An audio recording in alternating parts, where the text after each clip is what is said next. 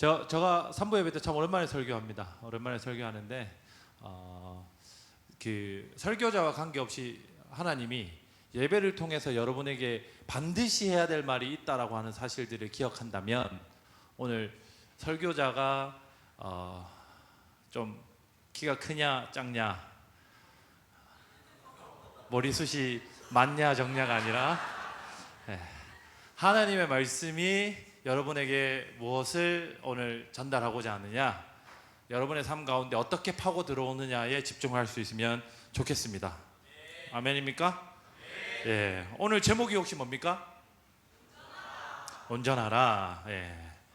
부제가 하나님 아버지를 쏙 빼어 닮은 사람이 되라라고 하는 게 부제인데, 저는 누구를 닮았을까요? 예. 저는 서윤빈을 저는 저희 어머니를 좀 닮았습니다. 고등학교 때 어떤 일이 있었냐면, 제가 기숙사 고등학교를 다녔는데 상주고등학교에 기숙사에 살았는데, 제가 고등학교 1학년 때 저희 어머니가 학교에 뭐 전달해 주러 이렇게 학교에 볼 일이 있어 오셨어요.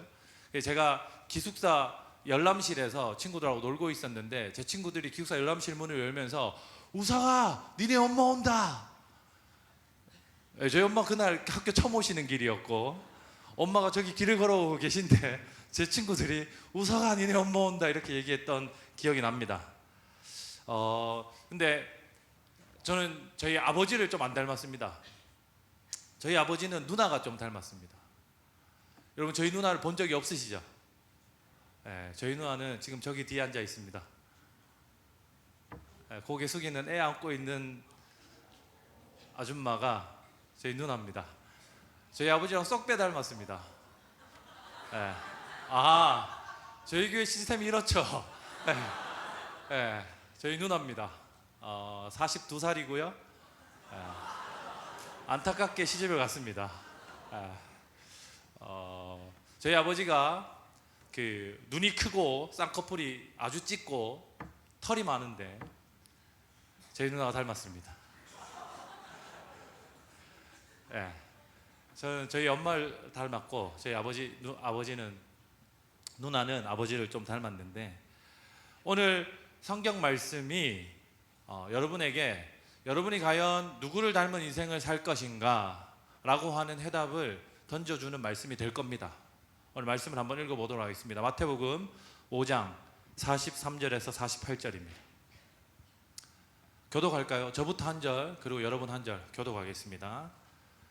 마태복음 5장 43절에서 48절인데 본문에 대한 이해를 조금 드리도록 하겠습니다. 마태복음 5장은 예수님께서 제자들과 자신을 따르는 사람들을 불러 모으시고 산상수훈이라고 하는 산에서 제자들에게 하나님의 나라에 대한 말씀을 가르치던 부분인데, 처음에 마태복음 5장의 팔복이라고 하는 복으로 시작합니다. 어떤 사람이 복이 있느냐에 대해서 설교하면서 예수님이 팔복에 대한 마지막 해설 부분으로 마태복음 5장 말미를 설교하십니다. 그러니 여러분들이 이해할 때 진짜 복 있는 사람은 마태복음 5장처럼 사는 사람인데, 마태복음 5장의 말미는 그 복 있는 사람의 결정판, 복 있는 사람의 핵심, 마무리를 예수님께서 여러분에게 가르치고자 하셨던 말씀이다 라고 생각하시면 오늘 말씀이 훨씬 이해가 쉽습니다. 마태복음 5장 43절 저부터 읽겠습니다. 또 내 이웃을 사랑하고 네 원수를 미워하라 하였다는 것을 너희가 들었으나 나는 너희에게 이르노니 너희 원수를 사랑하며 너희를 박해하는 자를 위하여 기도하라. 이같이 한즉 하늘에 계신 너희 아버지의 아들이 되리니, 이는 하나님이 그 해를 악인과 선인에게 비추시며 비를 의로운 자와 불의한 자에게 내려주심이라. 너희가 너희를 사랑하는 자를 사랑하면 무슨 상이 있으리요? 세리도 이같이 아니하느냐? 또 너희가 너희 형제에게만 무난하면 남보다 더하는 것이 무엇이냐? 이방인들도 이같이 아니하느냐? 그러므로 하늘에 계신 너희 아버지의 온전하심과 같이 너희도 온전하라. 마지막 절만 한번 더 읽겠습니다. 그러므로 시작. 그러므로 하늘에 계신 너희 아버지의 온전하심과 같이 너희도 온전하라. 오늘 부제가 왜 저런 줄 여러분들 이 말씀을 읽으면 쉽게 알 수 있습니다. 하나님께서 마태복음 5장을 통해서 그리스도 예수께서 제자들과 자신을 따르는 무리들에게 가장 핵심 있게 하나님 나라의 복에 대해서 설교하시고자 했던 내용 중에 핵심은 그러므로 하늘에 계신 너희 아버지의 온전하심과 같이 너희도 온전하라라고 하는 이 부분입니다. 이것을 전제로 오늘 말씀을 같이 이어가 보겠습니다. 여러분, 여러분은 혹시 삶에 어떤 목표를 가지고 여러분은 삶에 어떤 목표를 가지고 계십니까? 단기적인 목표로 어떤 목표를 세우고 계십니까? 저는 아주 장기적인 목표로 다이어트를 계획하고 있는데 지금 102kg까지 왔습니다. 104kg에서 102kg까지 왔는데 어제 저희 누나가 집을 방문하는 바람에 다시 104kg가 되었습니다. 고기를 먹었겠죠? 오늘 설교는 제가 준비한 설교가 아니라 목사님의 설교 원고를 따라서 설교하는 겁니다. 이해가 되시죠? 1, 2부에 설교했던 목사님의 설교 원고를 따라서 설교하는 건데 그 목사님의 그 예화가 구식입니다. 지금 내려가시면서 유튜브 듣고 계실 것 같은데 목사님의 예화가 제가 이해하기가 조금 어렵습니다.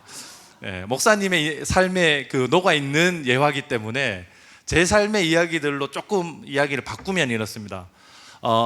제 친구들은 요즘 제일 관심 있는 부분이 뭐냐면 자동소득입니다.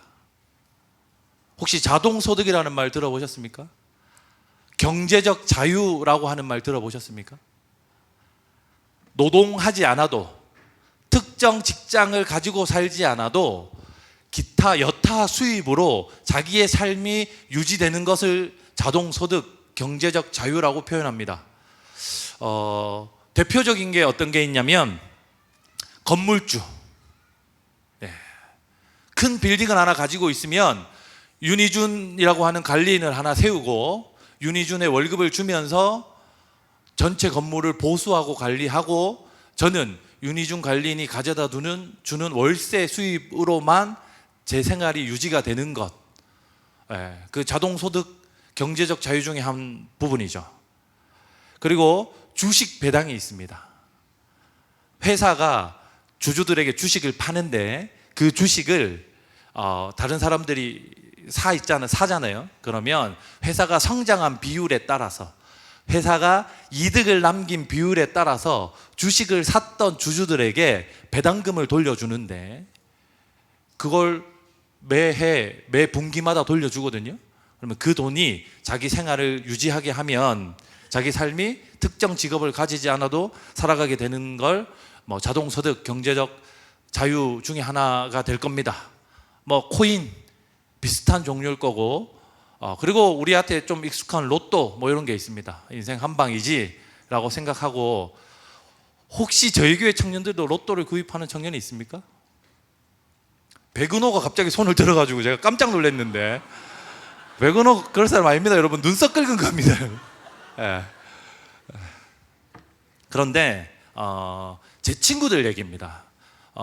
제 고등학교 동기들 그리고 교회 밖에서 만난 친구들은 여기에 아주 관심이 많습니다. 여러분의 친구들도 혹 여러분들도 이렇게 사는 삶에 대한 동경 정도는 있으리라고 생각됩니다. 건물주에 대한 그리고 로또에 대한 그런 동경은 저희들도 좀 가지고 있는 것 아닙니까? 부모님의 유산에 대한 그런 동경은 저희 누나랑 제가 유산 분배를 어떻게 할지가 제가 예전에 다 가지라고 얘기했거든요. 요즘은 그런 말 안 하고 있습니다.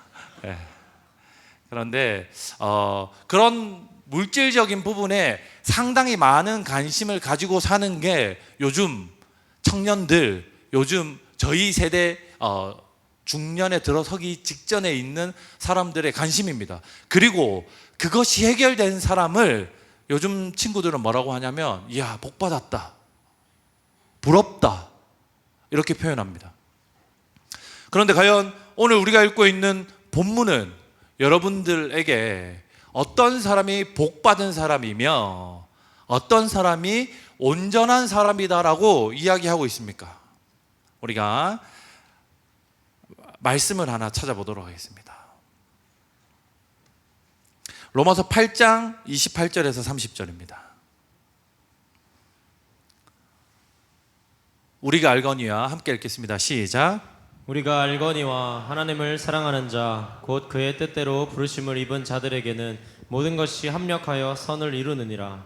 하나님이 미리 하신 자들을 또한 그 아들의 형상을 본받게 하기 위하여 미리 정하셨으니 이는 그로 많은 형제 중에서 맏아들이 되게 하려 하심이니라. 또 미리 정하신 그들을 또한 부르시고 부르신 그들을 또한 의롭다 하시고 의롭다 하신 그들을 또한 영화롭게 하셨느니라.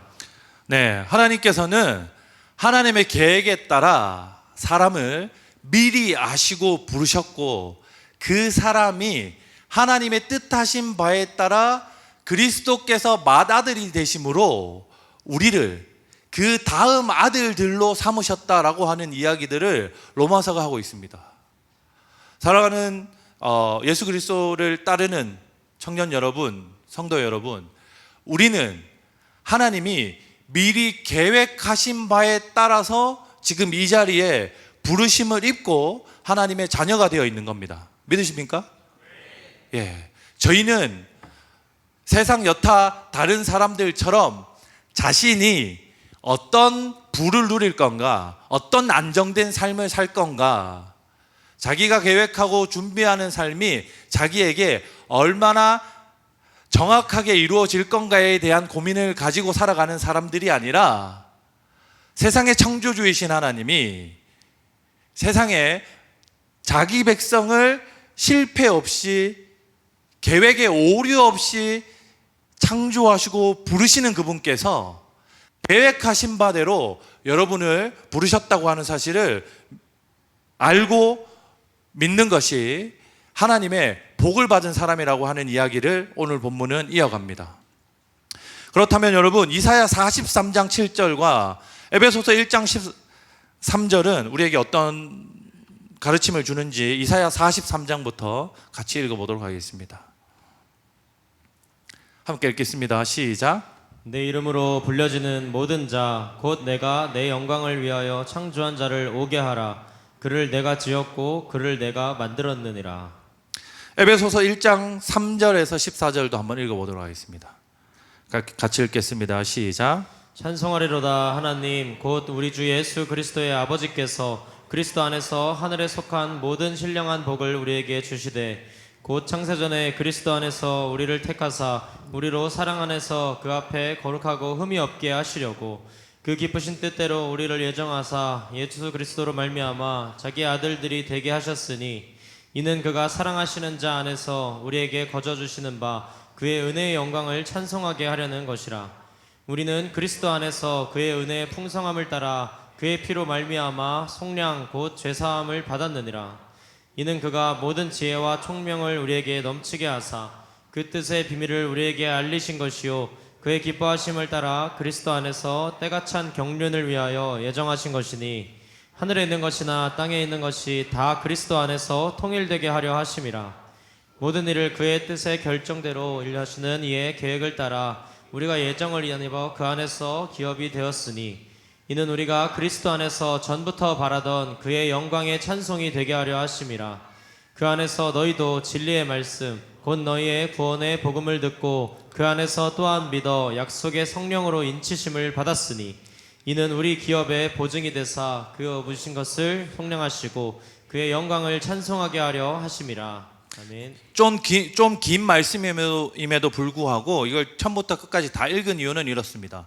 하나님께서 우리를 목적을 가지고 창조하셨다라는 이야기를 로마서를 빗대어 여러분에게 말씀드렸는데, 그렇다면 하나님은 과연 어떤 목적을 가지시고 어떤 이유에서 그리스도 예수를 맏아들 삼으시고 나머지를 다음 아들들로서 우리를 하나님의 자녀로 부르셨냐라고 하는 이야기를 이사야 43장과 에베소서 1장이 대답을 해주고 있습니다. 이사야 43장 7절은 내가 내 영광을 위하여 창조한 자를 오게 하라.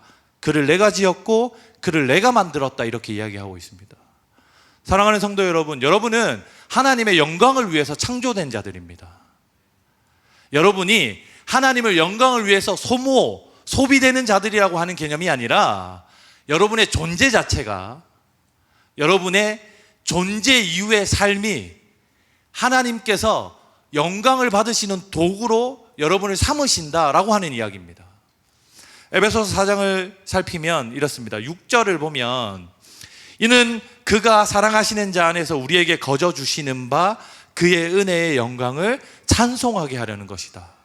하나님에게 영광이 된다라고 하는 것은 무엇이냐면, 여러분이 인생을 살다가 하나님께서 거저 주시는 은혜 때문에 내가 이렇게 이 자리에 있는 것은 하나님의 은혜였지, 내가 구원을 받은 것은 나의 공로, 내 어떤 성과, 내 업적 때문이 아니라 아무것도 없는 내게 하나님께서 은혜를 주신 이유였지라고 하는 것을 하나님께서 깨닫게 하실 거다라고 하는 이야기를 지금 하고 있는 겁니다.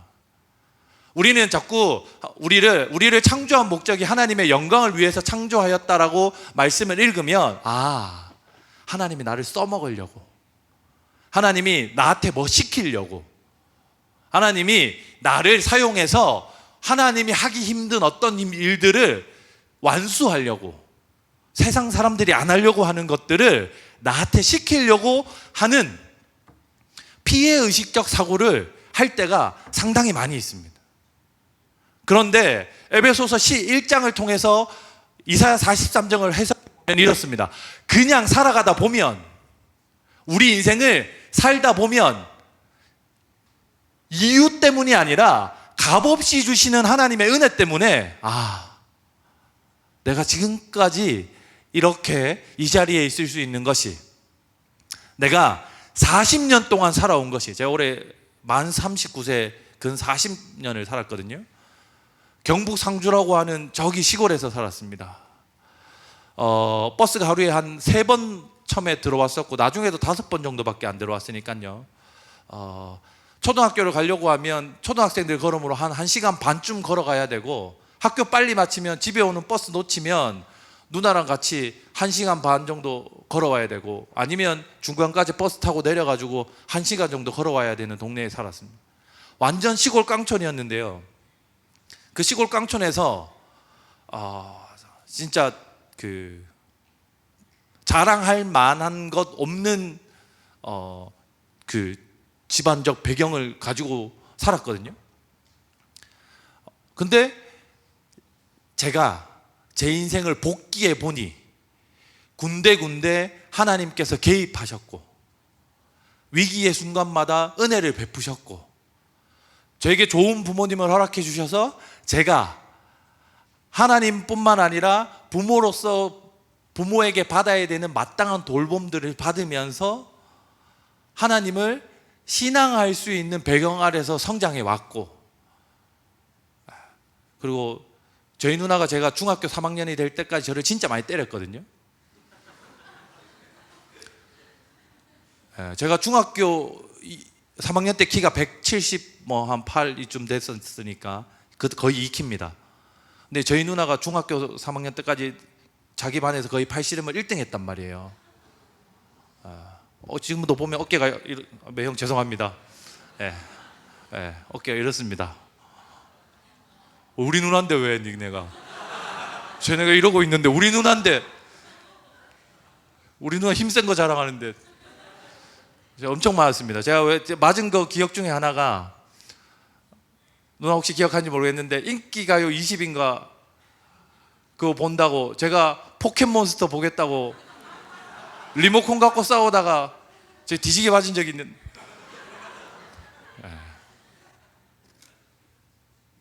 너한테 많이 맞았단 말이에요. 네, 많이 맞다가 한 번 제가 이제 운동 고수들 혹시 맞잡이 해보면 이기는지 지는지 아는 거 혹시 아십니까? 장윤선이 지금 제 눈에 탁 들어왔는데, 장윤선이 유도 2단입니다. 윤선 깃 잡아보면 혹시 넘길 수 있는지 안 당길 수 있는지 대충 알죠? 네. 작년 전도여행 때 봤죠? 그 수영장에 저 이렇게 뒤집어 업어치기 해가지고 저 수영장에 날아가는 거 윤선이가. 여러분 지한이한테 잘해 주셔야 됩니다. 지한이 불쌍한 친구예요. 네. 근데 한번 잡으니까 오늘 한번 해볼 만 하겠더라고요. 그래서 누나 이 팔뚝을 제가 주먹으로 엄청 때려가지고 리모컨을 뺏어가지고 제가 보고 싶은 TV를 봤단 말이에요. 근데 누나가 울면서 엄마한테 엄마 우석이가 때렸어 이러면서 엄마한테 간 거예요. 저희 엄마도 덩치가 누나랑 비슷합니다. 갑자기 어디 여자를 때려 이렇게 하면서 집에 있는 파리채, 무슨 효자손, 빗자루, 저희 누나 그거 다 갖다 줬습니다. 이렇게 다 부러질 때까지 맞았어요. 그 뒤로 제가 누나한테 진짜 한 번도 안 덤빈 것 같은데, 그 오랜만에 교회 이렇게 왔는데 제가 누나를 자꾸 예화로 들면 다음에 교회 오겠습니까? 안 오겠습니까? 안 오겠죠? 네, 어차피 대전사이기 때문에 잘 안 올 줄 알고 오늘 다 써먹어 봐야겠습니다. 그랬는데 부모님의 좋은 돌봄뿐만 아니라 제가 고등학교도 밖에서 다녔고 대학도 부산에서 다녔어요. 저희 누나가 저는 대학을 그 고등학교를 시내에 있는 학교로 아득바득 그 부모님한테 아들이 공부 한번 해보겠다는데 그것도 엄마 안 도와주나 하면서 울면서 떼써가지고 시내에 있는 학교로 갔거든요. 저희 누나는 가정 형편이 어려워가지고 그 저희 동네에 있는 그 고등학교를 다녔어요. 대학도 저는 내가 신학하고 싶다는데 그것도 안 보내주나 이렇게. 죄송합니다. 제가 옛날에 그랬어요, 여러분. 제가 이렇게 못났었어요. 그래 우겨가지고 부산에 있는 고신대학교를 갔고 누나는 안동에 있는 국립대학에 가정형편, 그때만 해도 국장 뭐 이런 게 좀 잘 안 돼 있을 때거든요. 그래 누나 어쨌든 자기를 많이 희생해서 살았어요. 그 이후로도 저는 신학생 전도사라고 하는 이유 때문에 맨날 누나한테 손 벌리고 살았어요. 저희 부모님 유산 누나 다 줘도 되겠죠? 전 대답 안 했습니다. 근데 어쨌든 그 제 인생 구석구석마다 정말 좋은 사람들이 많았어요. 정말 저한테 필요한 그때마다 제 인생을 이끌어주고 도와줬던 사람들이 너무 많습니다. 제가 중고등부 설교 시간에는 그 사람들 이름을 한 번씩 다 부른 적도 있어요. 수십 명이 넘더라고요. 근데 여러분 인생 가운데 하나님이 여러분은 하나님의 영광의 찬송이 되겠다 하는 말은 무엇이냐면 여러분을 사랑이 꼽히는 교회로 불러가지고 밤낮 사역으로 빡세게 굴려서 여러분을 그렇게 써먹어서 세상 가운데 사랑이 꼽히는 교회가 얼마나 뛰어난 교회인지를 홍보하겠다라고 하는 이야기가 아닙니다. 이건 너무 분명한 얘기입니다. 하나님이 여러분 인생 구석구석마다 어떻게 개입하셨고 어떤 사람을 보내셨고 여러분의 부모님을 통해서 어떻게 여러분들을 보호하시고 지키시면서 여러분이 지금의 인생까지 끌어오셨는가를 하나님께서 인정할 수밖에 없도록 여러분의 공로나 여러분의 자랑할 것이 없음에도 불구하고 하나님이 그 인생을 지켜오셨다는 것을 여러분 눈과 여러분 마음에 확신시켜 주겠다는 이야기입니다. 그래서 하나님께서 하셨구나. 저희 부모님은 신앙생활을 아버지는 병상에서 제가 전에 다니던 교회 목사님이 복음을 전하셔서 믿었고 어머니는 지금도 1년에 교회를 한 서너 번 너댓 번밖에 안 가시는 아주 프리한 신앙인이십니다. 네. 제가 뭐라고 하면 내가 알아서 해 이 자식아 이렇게 얘기하는. 네.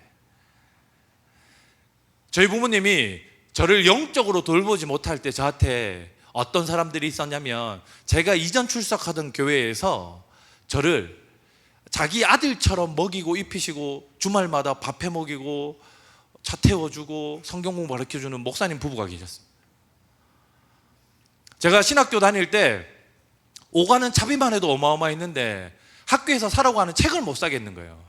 근데 그때마다 한 집사님이 자기 책 산다는 핑계로 저한테 맨날 제가 그때 이제 그 집사님이 저를 서간사님이라고 불렀는데, 서간사님 책 살 거 없습니까? 이렇게 하면 제가 책 좋은 책 없습니까? 이렇게 물어보면 제가 뭐 이런 책 좋다던데요 교수님이, 이렇게 얘기하면 그 책 2권만 좀 사주세요 해서 한 권은 자기가 가지고 한 권은 저 줘가지고, 저희 집 책장에 저희 아내가 자꾸 책을 버리라고 하는데, 그 아내가 진짜 천지 모르고 하는 얘기입니다 여러분. 제가 그 책을 안 볼지언정 그 책들이 그 굽이굽이 그 하나님께서 그 사람들을 통해서 저를 먹이고 입힌 그 과정들을 모르고 하는 얘기거든요. 제가 여러분들의 이 이야기를 하는 이유는 그겁니다. 사랑하는 우리 청년 여러분, 여러분의 부모님이 혹시 신앙생활을 잘 하지 않으십니까? 혹시 여러분의 부모님이 안 계십니까?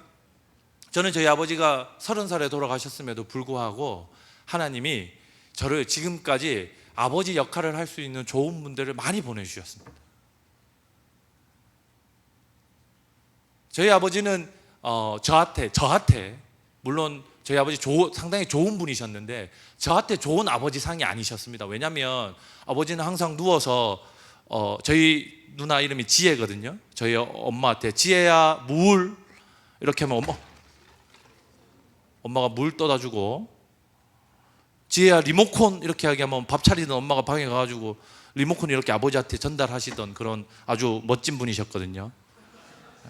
배우시기 바랍니다 여러분. 근데 저한테 좋은 아버지 상들을 보여주신 분들이 많이 있습니다. 여러분, 하나님이 왜 여러분에게 여러분을 통해서 하나님의 영광이 되게 하겠다고 이야기하시냐면, 여러분의 어떠함 때문이 아니라 여러분 삶 구비구비마다, 여러분 삶 구석구석마다 그분께서 개입하시고 그분께서 찾아오셔서 만든 하나님의 이야기가 여러분 삶에 있기 때문에 그 이야기들을 통해서 영광 받으시겠다라는 이야기입니다. 하나님 그런 분이십니다. 우리를 소비하고 우리를 써먹는 분이 아니십니다. 이사야와 에베소서 1장은 우리에게 그렇게 이야기합니다. 에베소서 12절 보면, 1장 12절 보면 이렇습니다. 이는 우리가 그리스도 안에서 전부터 바라던 그의 영광의 찬송이 되게 하려 하심이라. 그 안에서 너희도 진리의 말씀 곧 너희의 구원의 복음을 듣고 그 안에서 또한 믿어 약속의 성령으로 인치심을 받았으니 이는 우리 기업의 보증이 되사 그 얻으신 것을 속량하시고 그의 영광의 찬송이 되게 하려 하심이라. 그리스도께서 여러분을 구원하신 이유가 거기에 있습니다. 그리스도께서 여러분을 위해서 십자가 지신 이유는, 저를 위해서 십자가 지신 이유는 여러분의 삶을 통해서 여러분이 삶 가운데 고백하시는 하나님을 높일 수밖에 없는 그 상황을 통해서, 여러분의 그 고백을 통해서 하나님과 그 하나님께서 이루고자 하는 하나님의 나라, 이 땅에 실현되는 교회의 모습이 세상 사람들에게 찬송이 되게 하려고 하는 이유를 가집니다. 저와 여러분은 그런 삶을 살아가야만 하는 자들입니다. 디모데후서 3장 13절과 17절 한번 보겠습니다. 같이 읽어볼까요? 디모데후서 3장 13절 17절 시작. 악한 사람들과 속이는 자들은 더욱 악하여져서 속이기도 하고 속기도 하나니, 그러나 너는 배우고 확신한 일에 거하라. 너는 네가 누구에게서 배운 것을 알며 또 어려서부터 성경을 알았나니, 성경은 능히 너로 하여금 그리스도 예수 안에 있는 믿음으로 말미암아 구원에 이르는 지혜가 있게 하느니라. 모든 성경은 하나님의 감동으로 된 것으로 교훈과 책망과 바르게 함과 의로 교육하기에 유익하니, 이는 하나님의 사람으로 온전하게 하며 모든 선한 일을 행할 능력을 갖추게 하려 함이라. 에베소서 4장 11, 12절도 한번 읽어보겠습니다. 그가 어떤 사람은 사도로, 어떤 사람은 선지자로, 어떤 사람은 복음 전하는 자로, 어떤 사람은 목사와 교사로 삼으셨으니, 이는 성도를 온전하게 하여 봉사의 일을 하게 하며 그리스도의 몸을 세우려 하심이라. 그런 우리들, 그렇게 하나님의 영광을 찬송이 되게 하기 위해서 불렀던 우리들이 어떻게 하면 하나님의 은혜와 하나님의 일하심, 하나님의 역사들을 발견해 갈 수 있냐고요. 어떻게 하면 우리 인생에서 하나님이 나를 돕고 계시구나, 하나님이 나를 사랑하고 인도하고 계시구나 하는 사실들을 알 수 있냐고요. 하나님은 디모데후서 3장을 통해서 하나님의 말씀이 여러분에게 그 사실을 가르친다고 이야기하고 있습니다. 에베소서 4장에서 하나님이 성경 교사들과 선지자들과 설교자들을 세워서 여러분에게 하나님께서 어떤 영광의 삶을 여러분 삶 가운데 허락하셨는지를, 여러분이 어떻게 하면 그 영광의 찬송이 되는 삶, 온전해지는 삶을 살아갈 수 있을지에 대해서 가르치겠다고 말씀하십니다.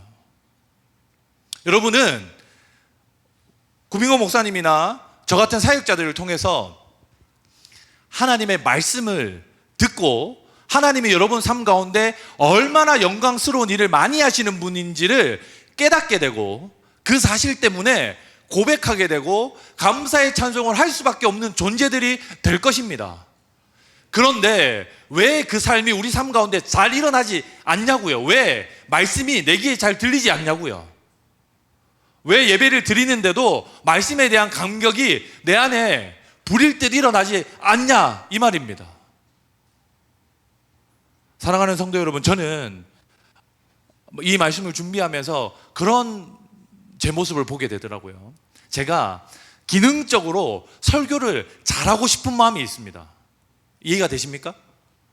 제가 기능적으로 이 설교를 여러분에게 잘 전달하고 싶은 마음이 있습니다. 그래서 이 설교를 위해서 주석도 찾아보고 이 마태복음 5장 그 강의하는 강의도 찾아보고 이 본문을 분석도 해보고 막 이렇게 한단 말이죠.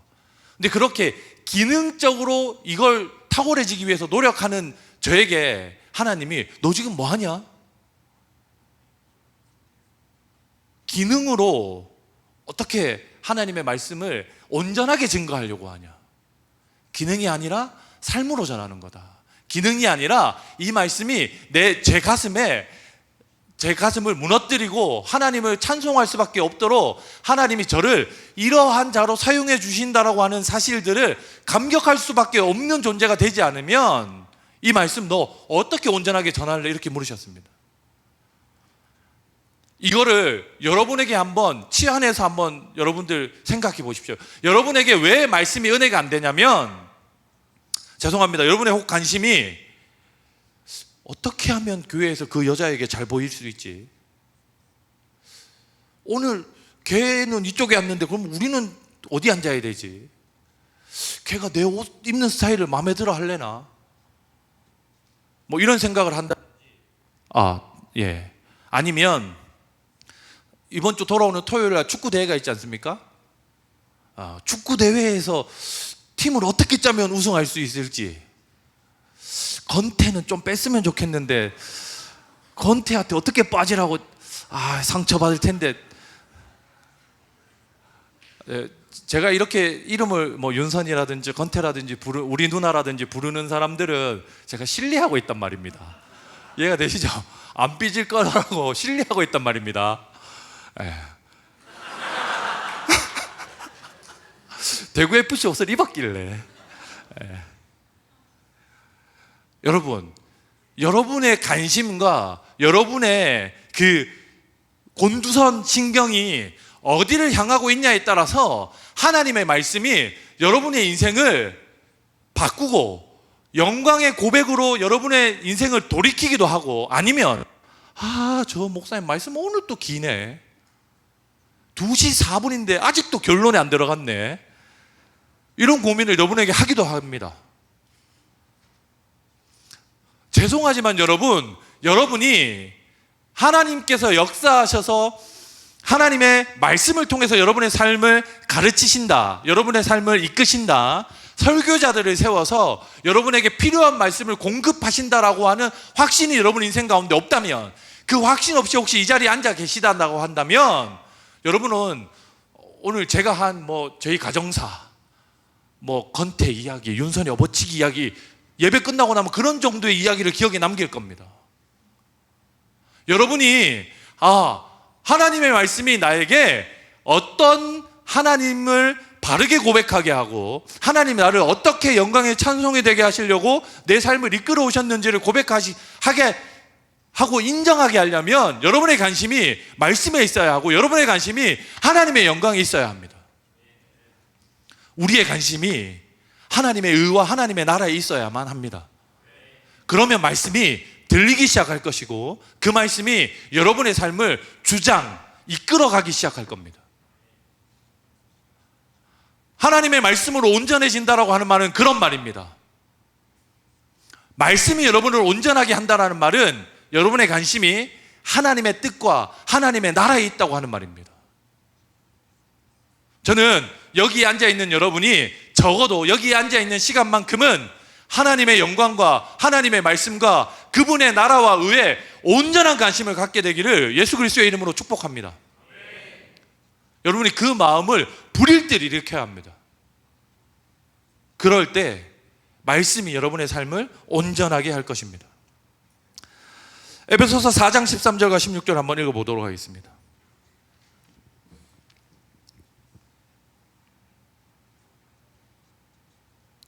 같이 읽어보겠습니다. 시작. 우리가 다 하나님의 아들을 믿는 것과 아는 일에 하나가 되어 온전한 사람을 이루어 그리스도의 장성한 분량이 충만한 데까지 이르리니 이는 우리가 이제부터 어린아이가 되지 아니하여 사람의 속임수와 간사한 유혹에 빠져 온갖 교훈의 풍조에 밀려 요동하지 않게 하려 함이라. 예, 그 다음 마태복음 5장 43절에서 48절도 같이 읽어보겠습니다. 시작. 또 네 이웃을 사랑하고 네 원수를 미워하라 하였다는 것을 너희가 들었으나 나는 너희에게 이르노니 너희 원수를 사랑하며 너희를 박해하는 자를 위하여 기도하라. 이같이 한즉 하늘에 계신 너희 아버지의 아들이 되리니 이는 하나님이 그 해를 악인과 선인에게 비추시며 비를 의로운 자와 불의한 자에게 내려주심이라. 너희가 너희를 사랑하는 자를 사랑하면 무슨 상이 있으리요? 스리도 이같이 아니하느냐? 또 너희가 너희 형제에게만 무난하면 남보다 더하는 것이 무엇이냐? 이방인들도 이같이 하지 않느냐?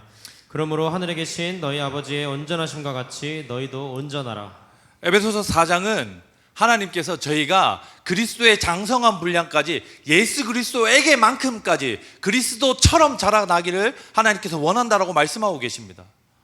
그런데 사랑하는 성도 여러분, 하나님께서 그러면서 우리에게 오늘 말씀을 통해서, 오늘 본문 말씀을 통해서 주는 도전이 뭐냐면, 사랑할 만한 사람을 사랑하는 일은 세상 사람들도 다 하는 것 아니냐?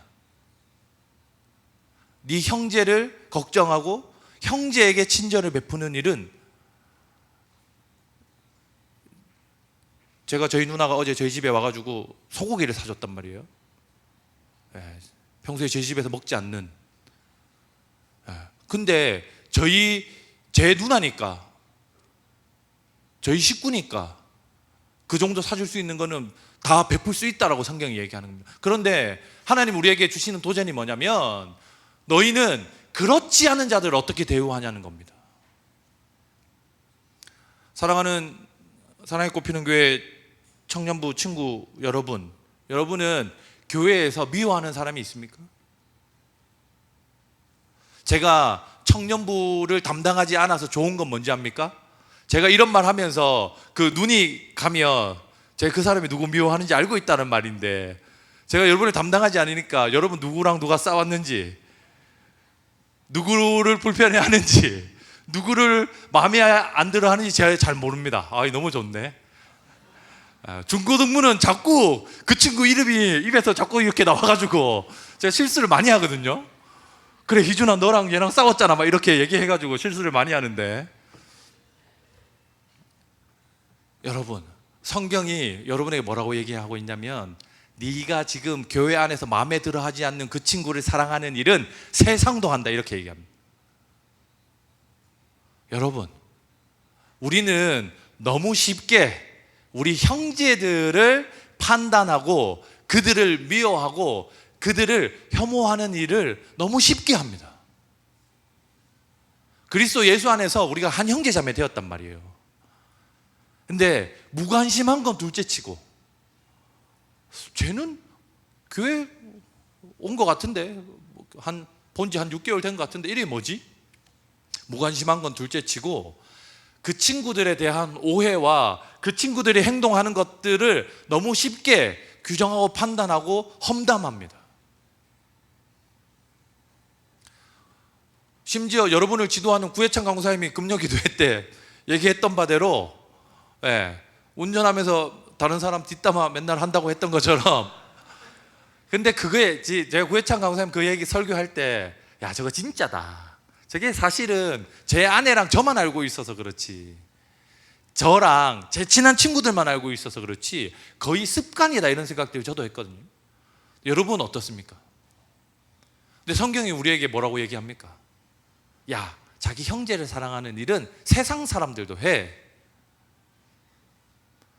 근데 우리는 우리 스스로 우리 형제 자매라고 하는 이 여기에 모인 사람들조차 쉽사리 내 마음에 온전하게 받아들이지 못하는 마음이 저에게 너무 많이 있습니다. 그런데 오늘 예수께서 저에게 뭐라고 하시냐면, 형제 사랑하는 일은 세상도 하니 너희는 원수를 사랑해야 돼, 그렇게 이야기하고 있는 것입니다. 사랑하는 성도 여러분, 저는 오늘 이 말씀이 여러분이 하나님을, 그리스도를 온전하게 닮아가기 위한 중요한 여러분의 인생의 터닝 포인트가 되었으면 좋겠습니다. 여러분이 예수 그리스도를 어떻게 닮아갈 수 있냐면, 여러분이 그리스도만큼 장성한 분량에 어떻게 하면 이룰 수 있냐면, 여러분 마음에 들지 않는 사람들을 용납함으로, 여러분 눈에 거슬리는 행동을 하는 사람들을 이해함으로, 여러분이 정말 싫어하는 행동들을 하는 그 사람을 품고 그와 동행함으로 여러분은 그리스도의 장성한 분량에 이를 수 있는 겁니다. 저는 이 말씀이 저희의 약점을 가장 잘 파고드는 말씀이라고 생각합니다. 제가 싫어하는 사람, 제가 안 좋아하는 행동을 저에게 맨날 하는 사람, 그 사람을 어떻게 사랑하기가 쉽겠습니까? 그런데 사랑하는 성도 여러분, 그리스도께서는 우리를 위해서 우리가 여전히 죄인일 때에, 우리가 그리스도를 여전히 욕하고 다닐 때에, 우리가 하나님을 여전히 부정하고 하나님의 나라를 극렬히 반대할 때에,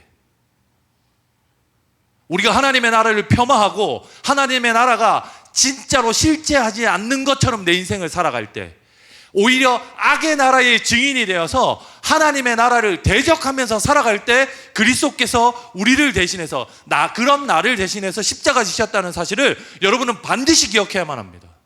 우리가 그리스도의 장성한 분량까지, 그리스도에게까지 자란다고 하는 말은 무슨 말이냐면, 우리 역시 그러한 자들을 위해 기꺼이 우리의 자존심과 우리의 기분과 우리의 감정들과 우리의 손해들을 컨트롤한다는 말입니다. 기꺼이 기쁜 마음으로 그리스도께서 십자가 지셨던 것처럼 우리도 그 삶을 왜 안 힘들겠습니까? 왜 내 감정을 끌어대는 사람을 가까이 두는 게, 그 사람 안 보면 편한데, 그 사람하고 연락 안 하면 편하고, 그 사람 그냥, 왜 나는 내 목장끼리만 친하면 되고 쟤는 다른 목장 갈라졌으니까 이제 화해 안 해도 되는데, 이미 시간이 지나서 조금 불편하긴 하지만 응어리가 조금 남아있긴 하지만 이미 지난 일이 되어서 지도 잊고 사는 것 같고 나도 잊고 사는 것 같은데, 왜 하나님이 굳이 이 문제들을 돌이키고 들춰서 그를 사랑하고 그를 존중하는 마음을 우리에게 가지라고 하나님께서 말씀하시는 걸까요? 그것이 여러분의 인생에 시작되는 하나님 나라의 시작과 기초, 그리고 팔복에서 말하는 하나님처럼 온전해지는 열쇠, 그 중요한 단서가 되기 때문입니다. 불편하죠? 마음에 안 들 겁니다. 앞으로도 계속 그런 모습을 걔도 보일 겁니다. 그럼에도 불구하고 하나님이 이 이야기를 여러분에게 원수를 사랑하라고 하는 말을 하심으로 그리스도에게까지 장성한 분량까지 자라나는 온전함을 추구하라고 하는 하나님의 말씀으로 여러분에게 던지시는 이유를 여러분은 기억하시고 반응하셔야만 합니다.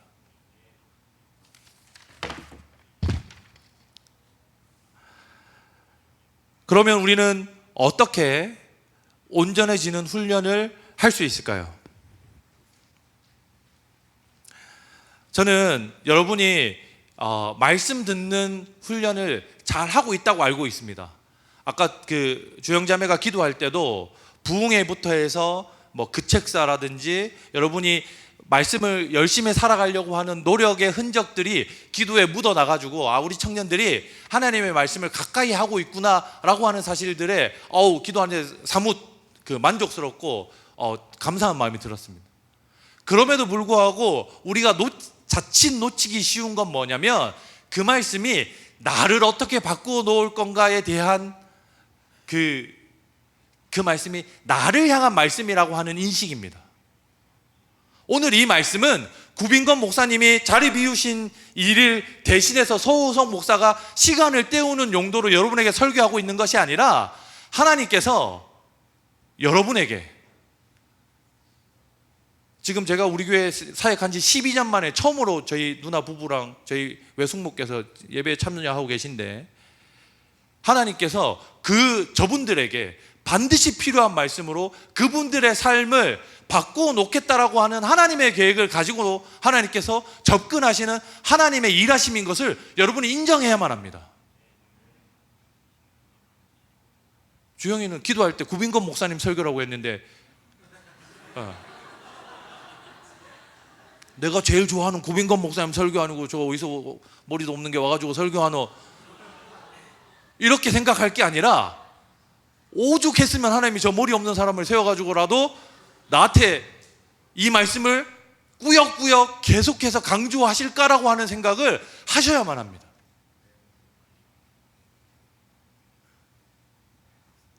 말씀의 사역자들은 사실 그런 도구로, 그런 용도로 하나님께서 이 땅에 불러서 세우신 사람들입니다. 여러분이 말씀의 사역자들의 충고를 조금 더 귀담아 들으시길 바랍니다. 제가 안타까운 게 뭐냐면, 마음을 쏟고 기도하면서 말씀을 고민하면서 우리 중고등부 친구들에게 조언하고 그 부모님들을 설득할 때 그분들이 의뢰의 사역자가 하는 걸로 받아들일 때입니다.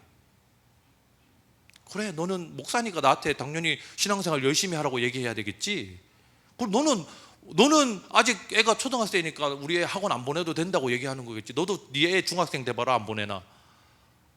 이렇게 반감을 가지시는 분들은 잘 없을 테고, 어쨌든 의뢰의 목사니까 하는 말들로 받아들인다는 겁니다.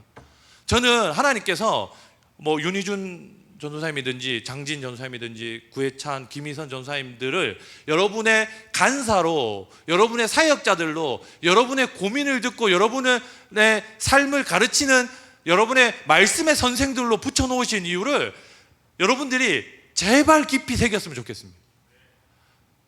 어쩌면 저는 한 번 이렇게 설교하는 자로 여러분에게 다가갈지 모르겠습니다. 그러나 여러분에게 정작 필요한 말씀은 여러분의 목자들을 통해서 주십니다. 여러분의 간사들을 통해서 주십니다. 하나님이 여러분의 인생을 어떻게 이끌어가기를 원하냐면, 여러분의 목자들과 여러분의 간사들이 하나님의 말씀을 받아 그 가슴에 그걸 끌어안고 울면서 여러분을 위해서 기도하고 그 하나님 앞에 그 하나님과 씨름했던 그 말씀을 가지고 여러분들을 만나기를 원하십니다.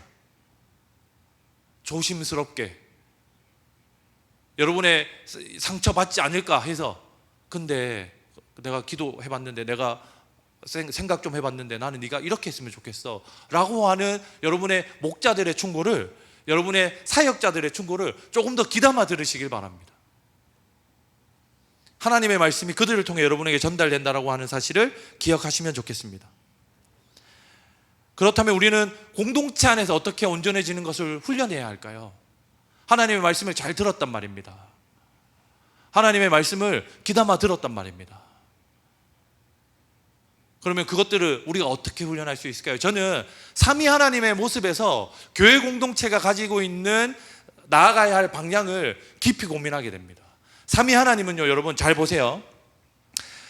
성부와 성자와 성령께서 서로 깊이 사랑하셔서 서로를 지금 저희가 계속 설교 시간에 한 내용 아닙니까? 옆에 있는 그 마음에 안 드는 사람들을 어떻게 사랑할 건지, 원수라고 여겼던 내 형제들과 어떻게 화해할 건지, 그리고 목자들이 가르치는 말씀들을 내 삶에 어떻게 받아들일 건지, 어떻게 기준으로 삶을 건지에 대한 이야기가 왜 우리에게 중요하냐면, 하나님이 성부와 성자와 성령께서 서로 온전하게 사랑하심으로 어떤 결과를 내시냐면 사람들을 위해서 죽기로 결심을 하십니다. 사랑의 결과가 뭐냐면 자기가 죽음으로 생명을 얻어내는 겁니다. 우리는 이 교회 공동체가 별것 아니라고 생각할 때가 종종 있습니다. 내 고향은 경북 상주니까 뭐 여기서 대학 4년 다니다가 졸업하면 경북 상주 가면 되지라고 생각하는 친구들이 있을 거라 생각합니다. 그런데 적어도 이 교회에 출석하는 이상 하나님이 여러분에게 어떤 삶을 기대하시는 거냐면, 교회 공동체 안에서 성부와 성자와 성령이 사랑하는 것처럼 깊이 사랑해서 사랑의 결과로서의 희생, 사랑의 결과로서의 자기 목숨을 던지는 일을 하나님께서 여러분에게 요구하고 계신 겁니다. 3위는 서로 사랑하심으로 생명을 얻어내는 일을 공동체적으로 하십니다. 우리에게 교회 공동체가 왜 중요하냐면 3위 하나님의 공동체적 사랑의 방식이 적용되어지는 공간이 공동체밖에 없기 때문입니다. 저는 여러 부족한 측면을 가진 사람입니다. 제 부족을 누가 채우는지 압니까? 구민건 목사님이 채웁니다. 제 부족을 윤희준 전도사가, 구예찬 강수사가 채운단 말입니다. 우리 교회 교역자들이 3위 하나님의 사랑의 연합처럼 서로 한 공동체를 이뤄서 서로의 부족을 채우면서 서로의 허점, 서로의 빈 공간들을 보완하고 사랑해가면서 새 생명을 구원해내는 일들을 해내는 게 3위 하나님의 모양을 닮은 사역자 공동체가 되는 겁니다. 그러니까 여러분들도 하나님처럼 온전해지려고 하면, 그리스도처럼 온전해지려고 하면 여러분의 부족을 채울 수 있는 공동체를 찾는 일 말고는 없습니다. 첫 번째는 가정이 그런 역할을 합니다. 이해가 됩니까? 부부가 그런 역할을 한단 말입니다. 그런데 여러분, 하나님 나라를 조금 더 깊이 생각해 보십시오. 하나님 나라에서 가정을 뛰어넘는 공동체를 하나님 주셨는데 그게 교회입니다. 저랑 저희 아내가 둘이 서로 사랑해서 둘만을 생각하다가 둘의 사랑에 고립된다면 우리는 3위 하나님의 사랑을 가족 속에 가두어 놓는 자가 될 겁니다.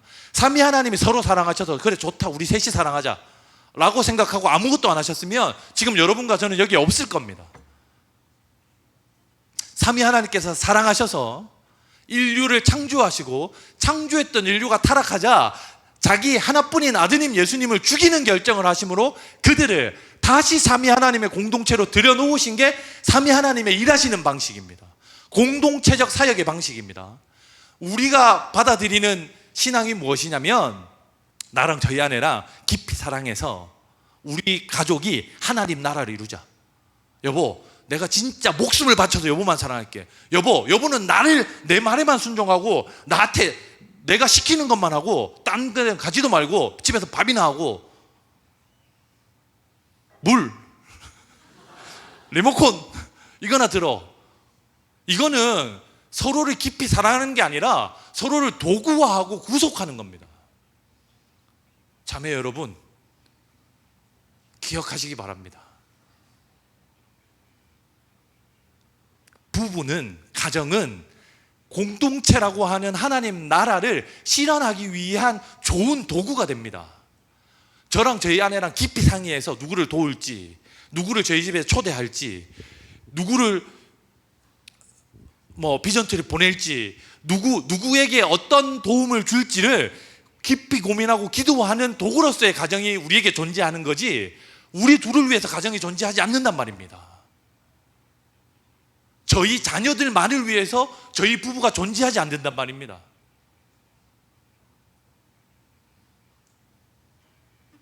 저는 저희 청년들이, 저기 다 미혼 청년들인데 저희 청년들이 하나님 나라를 이해할 때 가정을 하나님 나라의 도구로서 가정을 하나님께서 주셨다라고 하는 사실을 잘 기억하고 이해하면 좋겠습니다. 그렇다면 여러분이 공동체 안에서 어떻게 삼위적 관계를 이뤄서 하나님처럼 온전해질까를 고민하게 될 겁니다. 우리 부부는 집이 좁아. 얘네 부부는 집이 넓어. 쟤네 집은 다른 어떤 기능을 가지고 있어. 얘를 우리랑 친한 식구들을 데리고 희준이네 집에 놀러 가가지고 다른 좋은 기능을 가진 부부를 데려다가 그들을 위로하고 돕고 사랑을 베푸는 일을 하는 게 삼위 하나님의 방식입니다. 우리는 결단코 혼자서 하나님의 나라를 세울 수 없습니다. 우리는 어떤 가족도 그 가족이 하나님 나라를 완성시키고 그 가족만이 하나님 나라를 추구하도록 하나님께서 창조하시지 않았습니다. 자기에게 갇히지 마십시오. 자기 가족에게, 자기 부부에게 갇히지 마십시오. 하나님의 나라 그리스도 예수에게 온전해지는 방식은 여러분이 공동체적 삼위 하나님의 사역 방식을 이해하고 받아들이는 겁니다. 그렇다면 오늘 본문이 이야기하는 악한 자들을 우리가 어떤 태도로 대할 건가라고 하는 답이 저희에게 찝찝한 마지막 결과로서 존재합니다.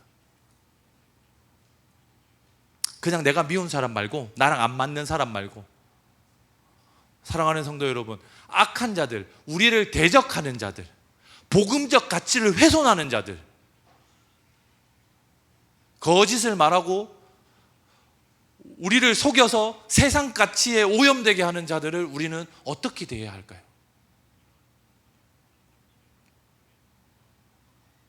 저는 그들에게 우리가 만드는 하나님 나라의 모형 아니죠. 하나님 나라를 그들에게 증거하고 보여주는 일 외에는 우리에게 주어진 방법이 없다라고 생각합니다. 우리는 그들과 싸울 수 있는 존재들이 아닙니다. 최근에 유튜브에 도는 밈 중에 어떤 사람이 빨간색 십자가 들고 그 현대판 십자군 전쟁 이러면서 같이 이렇게 십자가 들고 싸우는 진영이 봤나 보니 고개를 끄덕끄덕 하는데 혹시 봤습니까? 네. 그 밈이 돌던데 우리가 복음 전하는데 우리를 방해하고 대적하는 세력들을 향해서 자, 건태, 진호, 서우석, 요셉이 가 싸워라 이렇게 하면 엔간하면 다 이기겠죠. 이길 수 있습니다. 뭐 까짓것 윤선이가 자기도 끼워달라고 이렇게 웬만하면 다 이깁니다. 근데 여러분, 하나님께서 우리에게 악을 대적하지 말고 선으로서 그들을 이길 것을, 지혜로서 그들을 설득할 것을 요구하십니다.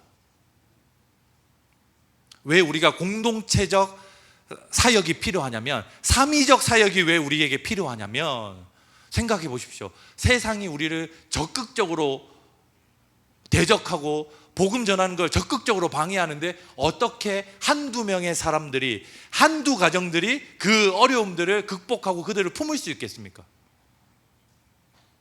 플리마켓 하면서, 체육대회 하면서, 다른 여타 여러분의 공동체 모임을 하면서, 다른 방과후 학교하고 다른 우리 교회의 여러 사역들을 하면서, 그리고 여러분들이 지향하고 꿈꾸는 그 사역, 그 하나님 나라를 실제화시키는 사역 현장으로 이 땅 가운데 구현시키면서 반대적 사고와 복음에 대한 대적하는 마음들을 가진 사람들에게 하나님 나라가 가지는 탁월성과 하나님 나라가 가지는 따뜻함과 그 사랑의 온전함을 그들에게 증거하는 일 외에 저희에게 주어진 무기가 없다라는 사실을 여러분 기억하시길 바랍니다. 우리는 그리스도 예수에게까지 자라나야 하는 온전한 그 분량까지 자라나야 되는 책임을 가진 자들입니다. 그 사명과 목적을 가진 자들로 하나님께서 우리를 부르셨습니다. 그럼에도 우리가 선택할 수 있는 방식과 우리가 사용할 수 있는 그들을 설득할 수 있는 도구들은 세상 사람들이 사용하는 도구가 아니라 그리스도께서, 삼위 하나님께서 사용하셨던 방법들과 도구만 저희에게 주어졌다는 사실이 오늘 제가 여러분들과 나누고 싶은 대목의 마지막입니다. 우리 예수님에게까지 온전해집시다. 그래서 다른 사람들이 보면 어이구 저 예수 믿는 것들 그래도 정신은 똑바로 박혀 있네. 내가 그동안 교회를 오해했었는데 저놈들 보니까 그래도 교회 다니는 사람들이 착하긴 착하고 마음은 따뜻하구만. 그러면 적어도 우리 애들과 우리 자식들은 세상 사람들처럼 살게 하지 말고 저 공동체에서 저 사람들하고 저러한 방식으로 살아가게 하고 싶다라고 하는 생각을 그들로 하여금 가지게 해야만 합니다. 우리가 그리스도까지 온전해진다라고 하는 말은 무엇이냐면 우리가 기꺼이 기쁜 마음으로 그들에게 하나님의 나라를 구현하고 실현함으로 보여준다라는 말인데 어떻게 해요? 자신을 낮추고 우리를 악으로 대하는 사람들을 선으로 이해하려고 하고 그리스도께서 하셨던 자기를 희생하고 심지어 자기를 죽이시는 방식을 선택함으로 그것을 내 혼자 할 수 있는 게 아니라 공동체적 사역으로 그것을 구현해내므로 그리스도처럼 삼위 하나님처럼 온전해질 수 있다고 하는 사실을 깊이 기억하는 저와 여러분들 되길 그리스도 예수의 이름으로 축복합니다. 우리 같이 찬양하면서 기도하겠습니다.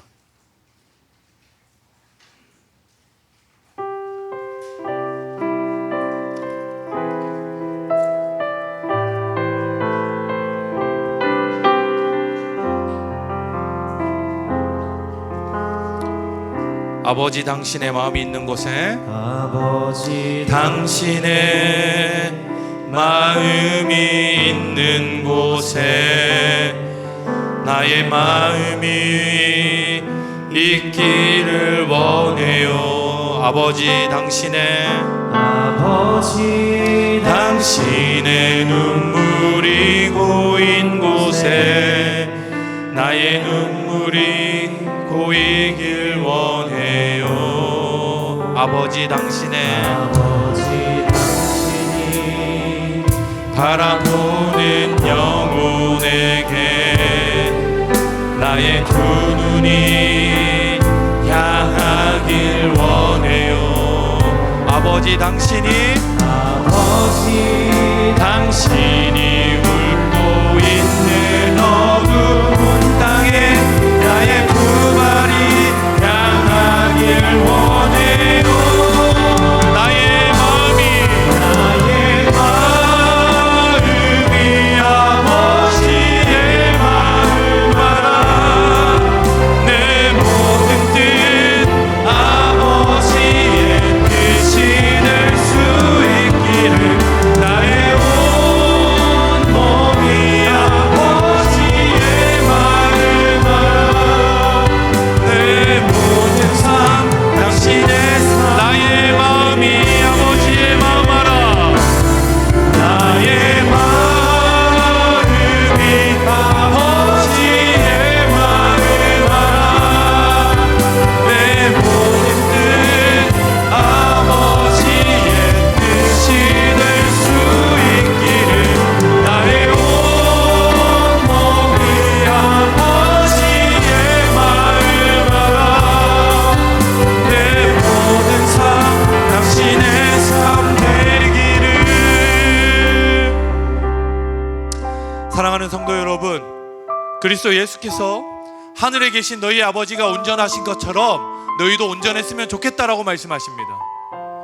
그런데 그 온전하심을 깨닫게 하시는 방식에는 하나님께서 여러분의 삶을 지금까지 이끌어 오시고 지금도 보호하시고 앞으로도 지켜가실 것이라고 하는 사실을 보이시고 확신시키심으로 여러분으로 하여금 하나님을 영광스럽게 하고 그 하나님의 영광을 찬송하게 하실 겁니다.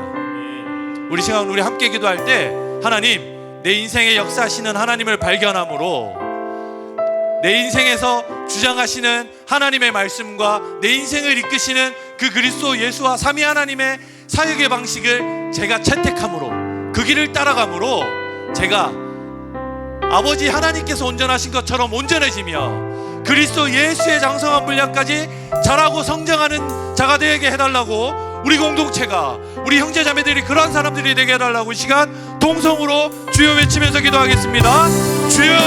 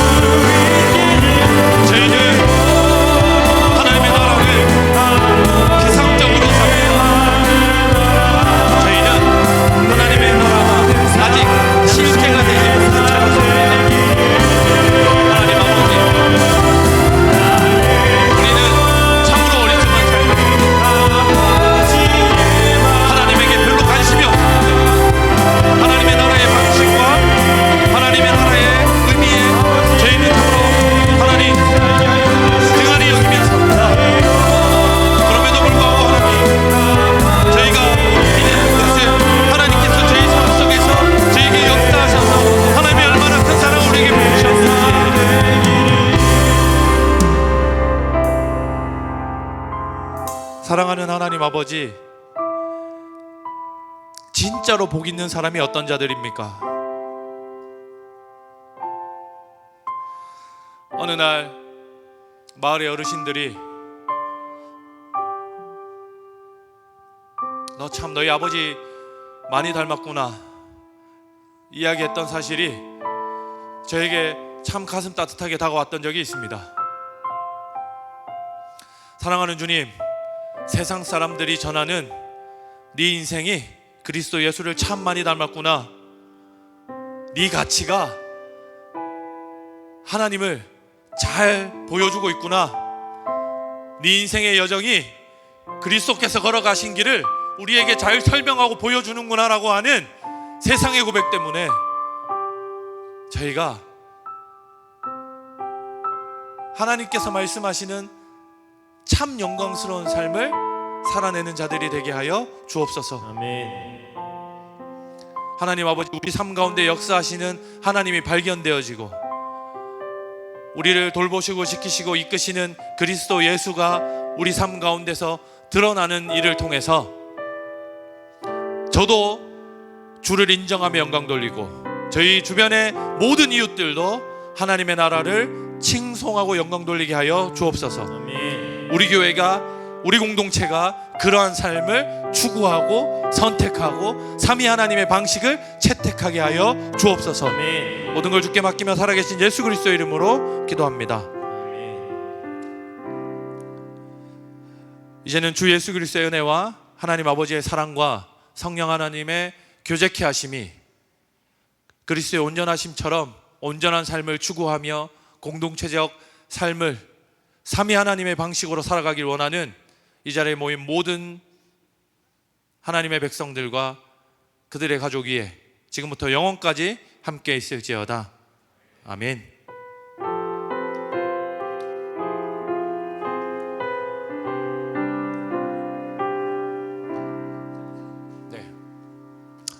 세가족 수료가 있습니다. 우리 호명하면 앞으로 빨리 나와주시면 좋겠습니다. 민하민, 민하윤, 이은지, 정종길, 김현준.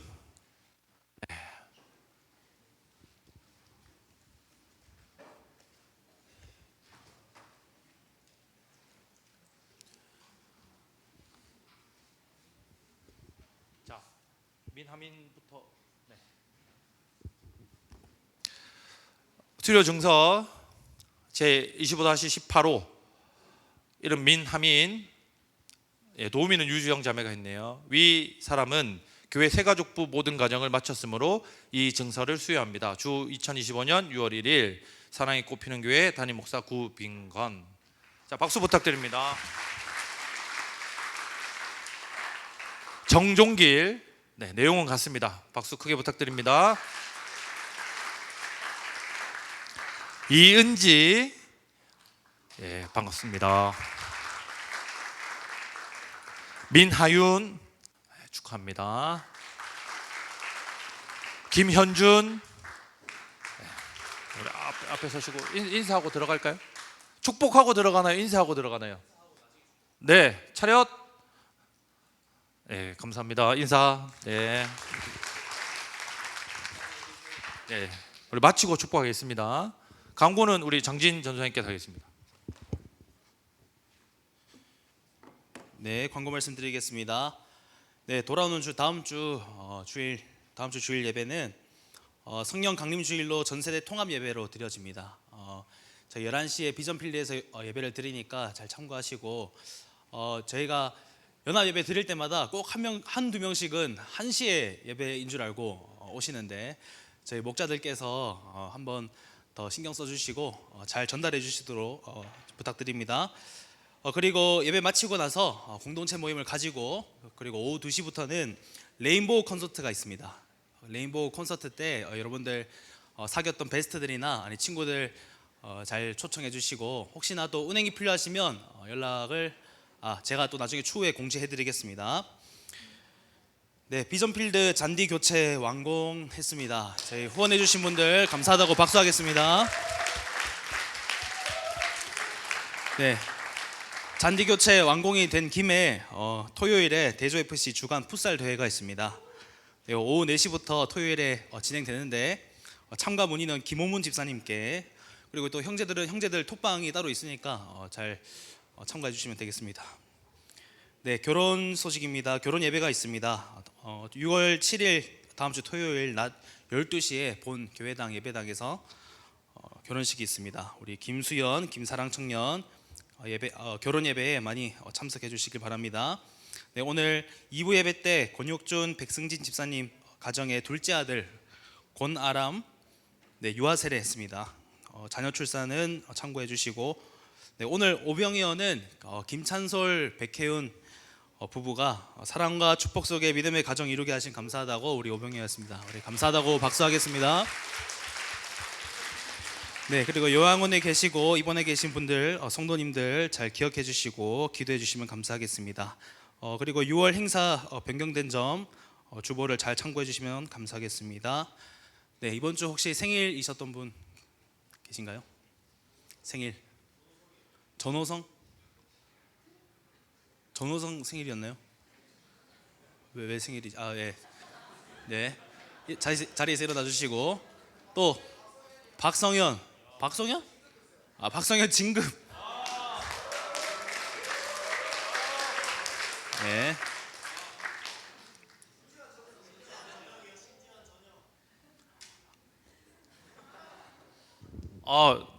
잠깐만, 우리 성근 형제랑 지현이 한번 인사 한번 합시다. 성근 형제 앞으로 한번 나오세요. 예. 제가 아직 여러분하고 같이 예배를 몇 번 안 드리다 보니까 좀 서툰데, 그래도 같이 여기 오셔가지고, 우리 박성근 형제, 정지현 자매입니다. 우리 결혼하고 처음 교회 온 거죠? 네, 인사하고 우리 박수로 축복하겠습니다. 네, 행복하게 잘 사실 겁니다. 네. 지한이 저녁 친구 시키나? 네, 신지환 어디 있나요? 네.